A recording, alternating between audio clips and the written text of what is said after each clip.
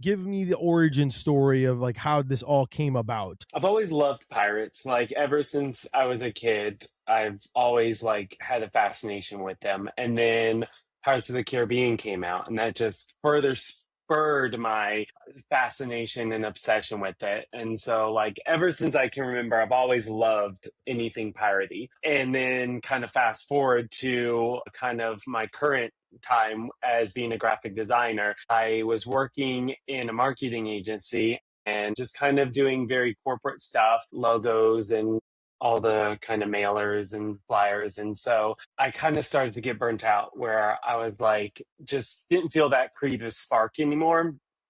And I didn't have any time to just draw for fun. And so and then you draw and then you put it out there and it gets a few likes and then it kind of diminishes and you never see it again. And it's like I put all this work, all this heart into it just for no one to see it except for myself and 5 other people. So it was one day my boss kind of pulled me aside and he was like, I've been seeing you're just not as energized these days. And then so I kind of told him, he's like, he kind of pushed me to start Peculiar Pirate. And he said, go do a passion project, do something you're passionate about, and put your creative feel into that. And he gave me the time during work hours to kind of do that. And so I did. And so I was thinking like, well, it's obviously going to be something piratey because I love pirates. That is where my passion lies.